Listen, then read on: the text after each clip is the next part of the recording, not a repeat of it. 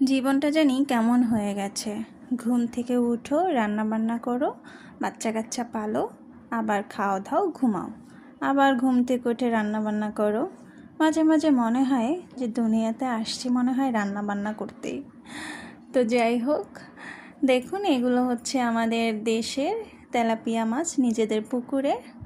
তো এগুলোকে আমি ভালোভাবে আদা বাটা, পেঁয়াজ বাটা, রসুন বাটা, সামান্য জিরার গুঁড়ো, হলুদ মরিচ, লবণ দিয়ে মাখিয়ে নিয়েছি। এখন আমি মাছগুলো ভেজে নিব। ঢাকা শহরে না চাষের মাছ ছাড়া একদম পিওর পুকুর বা নদীর মাছ পাওয়াই যায় না। আর নিজেদের পুকুরের মাছের মজাই আলাদা। এগুলো আমি এখন ভালোভাবে ফ্রাই করে নিব। তো মাছগুলো ফ্রাই হয়ে গেছে, এখন আমি মশলা কষিয়ে নিব। মশলা কষানো হয়ে গেলে আমি পরিমাণ মতো পানি দিয়ে মাছগুলো দিয়ে দেব। আজকে ঝোল ঝোল রান্না করব।